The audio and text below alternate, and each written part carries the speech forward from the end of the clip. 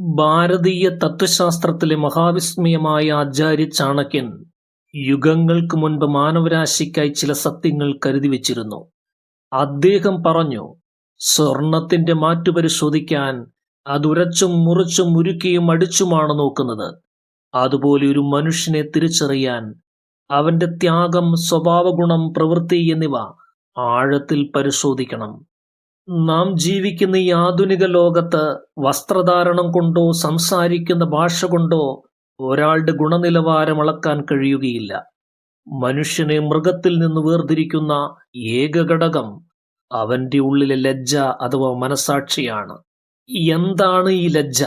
അത് വെറുമൊരു നാണമല്ല, മറിച്ച് തന്റെ പ്രവൃത്തികൾ മറ്റൊരാളെ വേദനിപ്പിക്കുന്നുണ്ടോ എന്ന് ചിന്തിക്കാനുള്ള ആത്മീയമായ ഒരു കാവൽക്കാരനാണ്. ഈ കാവൽക്കാരനില്ലാത്തവർ, അതായത് ലജ്ജപൂർണമായി നഷ്ടപ്പെട്ടവർ, ലോകത്തിലെ ഏറ്റവും വലിയ വിഷപ്പാമ്പിനേക്കാൾ ഭീകരന്മാരായി മാറും. ചാണക്യൻ നമ്മെ ഓർമ്മിപ്പിക്കുന്നു, ദുർജനങ്ങളുമായുള്ള ബന്ധം പുറമെ തണുത്തിരിക്കുമെങ്കിലും ഉള്ളിൽ കത്തുന്ന കനൽ പോലെയാണ്. അത് നിങ്ങളെ എപ്പോൾ വേണമെങ്കിലും ദഹിപ്പിച്ചു കളയാം. ഇന്ന് നാം ചർച്ച ചെയ്യുന്നത് നമ്മുടെ ജീവിതത്തിൽ നാം ഏറ്റവും ജാഗ്രത പാലിക്കേണ്ട, ലജ്ജയില്ലാത്തവരുടെ അതീവ ജാഗ്രത വേണ്ട 9 ലക്ഷണങ്ങളെ കുറിച്ചാണ്. ഈ ലക്ഷണങ്ങൾ നിങ്ങളുടെ കൂടെയുള്ളവരിൽ ഉണ്ടോ എന്ന് തിരിച്ചറിയുക. ഒന്നാമത്തെ ലക്ഷണം സാമ്പത്തിക അധർമ്മവും തിരികെ ചോദിക്കുമ്പോഴുള്ള ശത്രുതയുമാണ്. ഇത്തരക്കാരുടെ ജീവിതം കേവലം ഒരു നാടകമല്ല, മറിച്ച് പടുത്തുയർത്തിയ ഒരു വലിയ ചതിക്കുഴിയാണ്. പണം ആവശ്യമായി വരുമ്പോൾ ഇവർ കാണിക്കുന്ന വിനയവും ദയനീയതയും ലോകത്ത് മറ്റൊരു അഭിനേതാവിനും ഉണ്ടാവുകയില്ല. ആചാര്യ ചാണക്യൻ പറയുന്നത് പോലെ, ഒരു വലിയ കാര്യസാധ്യത്തിനായി ശത്രു അമിതമായ വിനയവും വണക്കവും കാണിച്ചേക്കാം. പണത്തിനായി അവർ നിങ്ങളുടെ കാൽക്കൽ വീഴാനും നിങ്ങളെ ആവോളം പുകഴ്ത്താനും മടിക്കുകയില്ല. അവരുടെ വാക്കുകളിൽ അന്ന് തേൻ പുരട്ടിയിരിക്കും. എന്നാൽ നിങ്ങളുടെ വിയർപ്പിന്റെ ഫലം നിങ്ങൾ തിരികെ ചോദിക്കുന്ന ആ നിമിഷം മുതൽ അവരുടെ യഥാർത്ഥ മുഖം പുറത്തു വരും. വാങ്ങിയ പണം തിരികെ നൽകാതിരിക്കുന്നത് ഇവർക്കൊരവകാശമാണ്. നിങ്ങൾ പണം ചോദിച്ചാൽ നീ എന്നെ അപമാനിച്ചു, അല്ലെങ്കിൽ നിനക്കെന്നെ വിശ്വാസമില്ലേ എന്ന രീതിയിലുള്ള വൈകാരികമായ ബ്ലാക്ക് മെയിലിങ്ങിലൂടെ അവർ നിങ്ങളെ കുറ്റവാളിയാക്കും. മനഃശാസ്ത്രപരമായി ഇവർ മറ്റുള്ളവരുടെ അധ്വാനത്തെ പുച്ഛിക്കുന്നവരാണ്. ഇവർ വാങ്ങിയ പണം കൊണ്ട് സുഖലോലുപതയിൽ മുഴുകുമ്പോൾ പണം നൽകിയ നിങ്ങൾ സാമ്പത്തികമായി കഷ്ടപ്പെടുന്നത് കണ്ട് ഇവർക്ക് യാതൊരു വിഷമവും തോന്നുകയില്ല. ലജ്ജയില്ലാത്തവനെ സംബന്ധിച്ചിടത്തോളം മറ്റൊരാളുടെ സമ്പാദ്യം സ്വന്തം ആവശ്യത്തിനായി ഉപയോഗിക്കുന്നത് ബുദ്ധിസാമർഥ്യമാണ്. ഇത്തരക്കാരുമായുള്ള സാമ്പത്തിക ഇടപാടുകൾ നിങ്ങളുടെ സമാധാനം മാത്രമല്ല, നിങ്ങളുടെ ആത്മവിശ്വാസത്തെയും എന്നേക്കുമായി തകർത്തു കളയും. രണ്ടാമതായി, 100 ഉപകാരങ്ങൾ മറക്കുന്ന അതിഭീകരമായ നന്ദികേടാണ്. ഒരു നന്ദികെട്ടവനെ സഹായിക്കുന്നത് അടിയില്ലാത്ത പാത്രത്തിൽ വെള്ളമൊഴിക്കുന്നത് പോലെയാണ് എന്ന് ആചാര്യ ചാണക്യൻ ഗൗരവത്തോടെ ഓർമ്മിപ്പിക്കുന്നു. നിങ്ങൾ അവർക്ക് ചെയ്തു കൊടുത്ത 100 ഉപകാരങ്ങൾ അവർ സൗകര്യപൂർവ്വം വിസ്മരിക്കും. നിങ്ങളുടെ സഹായങ്ങളെല്ലാം അവരുടെ ഭാഗ്യമാണ് എന്നും അല്ലെങ്കിൽ നിങ്ങളുടെ കടമയാണ് എന്നും അവർ വിശ്വസിക്കും. എന്നാൽ 101ാമത്തെ തവണ എന്തെങ്കിലും സാങ്കേതികമായ കാരണത്താൽ നിങ്ങൾക്ക് സഹായിക്കാൻ കഴിഞ്ഞില്ല എങ്കിൽ നിങ്ങൾ അവരെ ചതിച്ചു എന്ന് ഇവർ ലോകം മുഴുവൻ പറഞ്ഞു നടക്കും. നന്ദി എന്ന വാക്ക് ഇവരുടെ നിഘണ്ടുവിലേ ഉണ്ടായിരിക്കുകയില്ല. നന്ദി പറയുന്നത് തങ്ങളെ മറ്റൊരാൾക്ക് താഴെയാക്കുമെന്ന് ഇവർ ഭയപ്പെടുന്നു. പാമ്പിന് എത്ര പാല് കൊടുത്ത് വളർത്തിയാലും തിരികെ കിട്ടുന്നത് വിഷം തന്നെ ആയിരിക്കുമെന്ന് ആചാര്യ ചാണക്യൻ ഓർമ്മിപ്പിക്കുന്നു. ഉപകാര സ്മരണയില്ലാത്തവൻ നിങ്ങളുടെ നന്മയെ വെറുമൊരു മണ്ടത്തരമായി മാത്രമേ കണക്കാക്കുകയുള്ളൂ. മനഃശാസ്ത്രപരമായി ഇവർ സെലക്റ്റീവ് മെമ്മറി ഉള്ളവരാണ്. തങ്ങൾക്ക് കിട്ടിയ ഗുണങ്ങൾ മറക്കുകയും മറ്റുള്ളവരുടെ ചെറിയ വീഴ്ചകൾ വലുതാക്കി കാണിക്കുകയും ചെയ്യും. ഇവരെ മാറ്റാൻ ശ്രമിക്കുന്നത് പാറപ്പുറത്ത് വിത്തെറിയുന്നത് പോലെ നിഷ്ഫലമാണ്. നിങ്ങളുടെ കഠിനാധ്വാനവും സ്നേഹവും ഇത്തരം നന്ദികെട്ടവർക്കായി പാഴാക്കാതിരിക്കുക. മൂന്നാമത്തെ ലക്ഷണം, സ്നേഹത്തെയും ദയയെയും ചൂഷണത്തിനുള്ള ഒരു കെണിയായി ഇവർ മാറ്റുന്നു എന്നുള്ളതാണ്. മനുഷ്യത്വമുള്ള ഒരാൾക്ക് സ്നേഹം ആത്മീയമായ ഒരു വലിയ ബന്ധമാണ്. എന്നാൽ ലജ്ജയില്ലാത്തവൻ അത് ഇരയെ വീഴ്ത്താനുള്ള വെറുമൊരു വലയായിട്ടാണ് കാണുന്നത്. ആരെങ്കിലും അവരോട് അല്പം കരുണ കാണിച്ചാൽ ആ നിമിഷം അവർ ആ വ്യക്തിയുടെ ബലഹീനതകൾ അളക്കാൻ തുടങ്ങും. നിങ്ങളുടെ സ്നേഹനിധിയായ മനസ്സിനെ എങ്ങനെയെല്ലാം തങ്ങളുടെ കാര്യസാധ്യത്തിനായി ഉപയോഗിക്കാമെന്ന് ഇവർ ഓരോ സെക്കൻഡിലും കണക്കുകൂട്ടിക്കൊണ്ടിരിക്കും. ചാണക്യൻ പറയുന്നത് പോലെ വിഡ്ഢിയെ അവന്റെ ഇഷ്ടം നോക്കിയും ലോബിയെ പണം കൊണ്ടും ജയിക്കാം. എന്നാൽ ലജ്ജയില്ലാത്തവൻ നിങ്ങളുടെ സ്നേഹത്തെയാണ് ജയിക്കാൻ ഉപയോഗിക്കുന്നത്. ആവശ്യം കഴിയുന്ന നിമിഷം ഒരു കരിമ്പിൻ ചണ്ടി പോലെ നിങ്ങളെ അവർ പുറത്തെറിയും. അപ്പോൾ നിങ്ങൾ വേദനയോട് തിരിച്ചറിയും, നിങ്ങൾ നൽകിയത് ശുദ്ധമായ സ്നേഹമായിരുന്നു, എന്നാൽ അവർക്കതൊരു വെറും ബിസിനസ് ഡീൽ മാത്രമായിരുന്നു എന്ന്. സ്നേഹത്തെ കച്ചവടമാക്കുന്നവരോട് ദയ കാണിക്കുന്നത് സ്വയം കുഴി തോണ്ടുന്നതിന് തുല്യമാണ്. നിങ്ങളുടെ ആത്മാർത്ഥതയെ ഇവർ വെറും ഒരു ബലഹീനതയായി മാത്രമേ കണക്കാക്കുകയുള്ളൂ.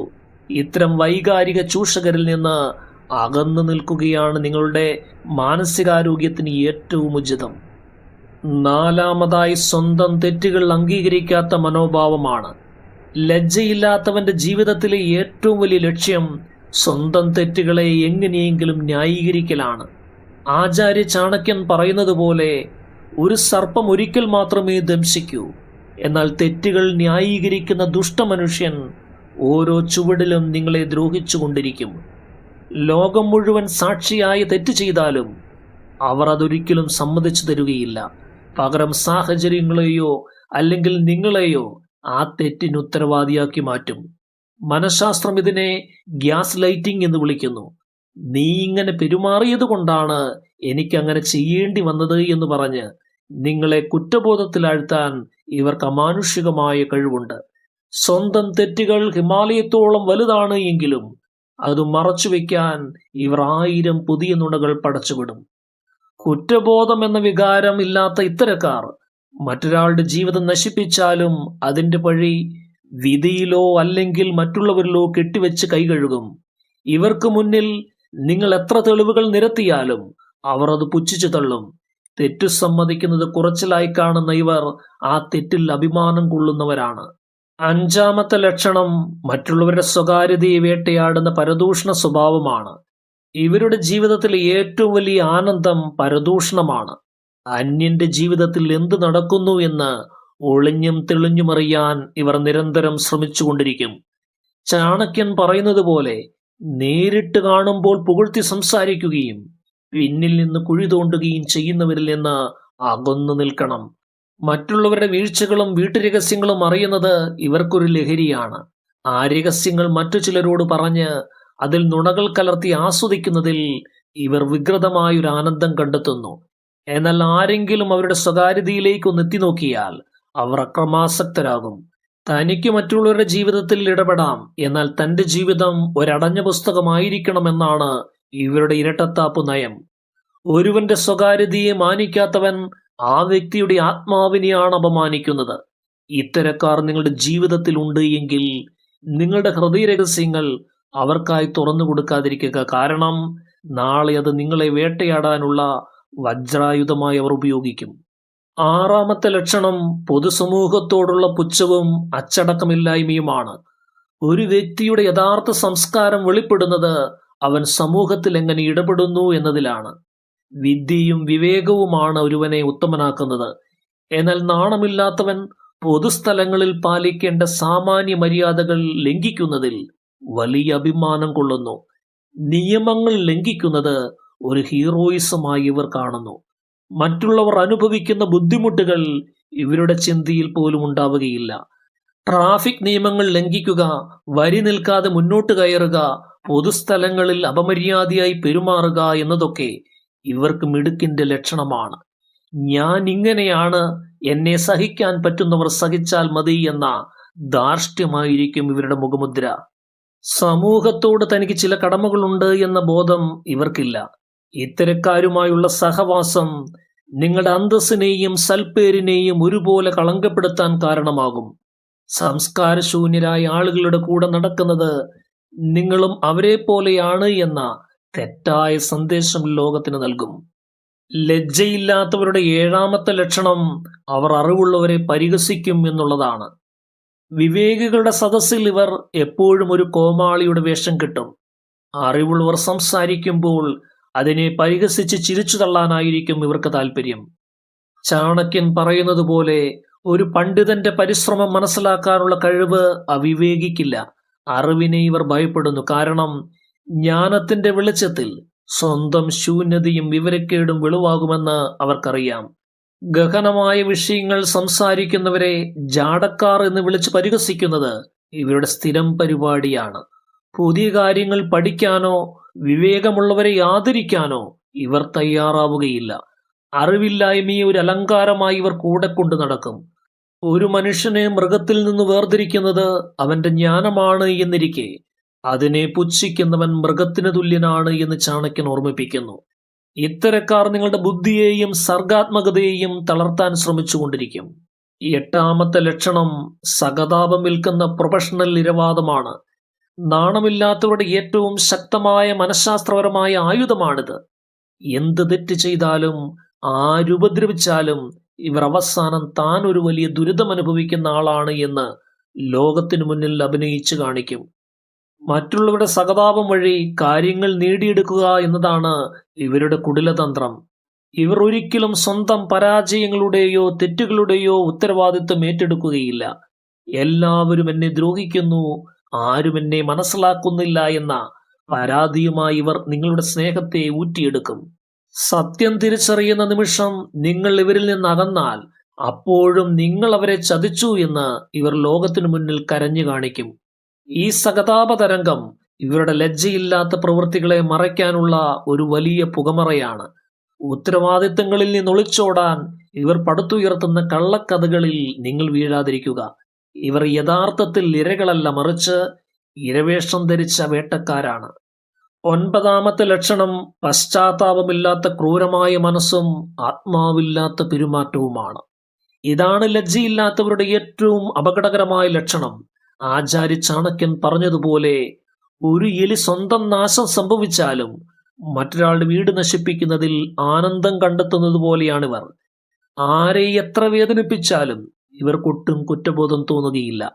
പശ്ചാത്താപം എന്ന വികാരം വരുന്നത് ഒരുവന് ലജ്ജയുണ്ടെങ്കിൽ മാത്രമാണ്. ലജ്ജ നഷ്ടപ്പെട്ടവന് നന്മയും തിന്മയും തമ്മിലുള്ള വേർതിരിവില്ല. അവർക്ക് വേണ്ടത് സ്വന്തം ആഗ്രഹം സാധിക്കുക എന്നത് മാത്രമാണ്. അതിനായി അവർ ആരെ വേണമെങ്കിലും ചവിട്ടിമെതിക്കും. സ്നേഹത്തിന്റെ ഭാഷ അറിയാത്ത ഇത്തരം ആളുകളെ മാറ്റാൻ ശ്രമിക്കുന്നത് വെറും സമയം പാഴാക്കലാണ്. ചാണക്യൻ പറഞ്ഞതുപോലെ ദുർജനത്തിന്റെ സ്വഭാവം ഒരിക്കലും നന്നാവുകയില്ല. അവരുടെ കൂടെയുള്ള ഓരോ നിമിഷവും നിങ്ങളുടെ ആത്മവിശ്വാസത്തെയും മാനസിക സമാധാനത്തെയും ഇവർ തകർക്കും. ഇത്തരക്കാരിൽ നിന്ന് എത്രയും വേഗം അകലം പാലിക്കുക എന്നതാണ് ബുദ്ധിമാന് ചേർന്ന പ്രവൃത്തി. ആചാര്യ ചാണക്യൻ നമുക്ക് നൽകിയ ഈ മുന്നറിയിപ്പുകൾ വെറുമൊരു വാക്കുകളല്ല, മറിച്ച് ജീവിത പരാജയങ്ങളിൽ ജയിക്കാനുള്ള ശക്തമായ വഴികാട്ടികളാണ്. ഈ 9 ലക്ഷണങ്ങൾ ഒരുവനിൽ കാണുന്നുവെങ്കിൽ അവരിൽ നിന്ന് സൂര്യനും ഇരുട്ടും തമ്മിലുള്ള അകലം പാലിക്കുക. ചന്ദനമരം മുറിച്ചാലും സുഗന്ധം മാറുകയില്ല. അതുപോലെ ദുഷ്ടനിൽ നിന്ന് ദുഷ്ട സ്വഭാവവും മാറുകയില്ല. ഇത്തരം ആളുകളെ നന്നാക്കാൻ ശ്രമിക്കുന്നതിനേക്കാൾ വലിയ മണ്ടത്തരം വേറെയില്ല. വിവേകമാകുന്ന വിളക്ക് കൊണ്ട് നിങ്ങളുടെ പാതയിലെ ഇരുട്ടിനെ അകറ്റുക. ശരിയായവരെ തിരിച്ചറിഞ്ഞ് കൂടെ നിർത്തുക, തെറ്റായവരെ അകറ്റി നിർത്തുക. നിങ്ങളുടെ ജീവിതമാകുന്ന കോട്ടയുടെ കാവൽക്കാർ നിങ്ങൾ തന്നെയാണ്. വില്ലേജ് ലൈറ്റിന്റെ ഇന്നത്തെ എപ്പിസോഡ് ഏവർക്കും പ്രയോജനപ്രദമായി തീർന്നു എന്ന് കരുതുന്നു. എല്ലാ സ്നേഹിതർക്കും ഹൃദയം നിറഞ്ഞ നന്ദി.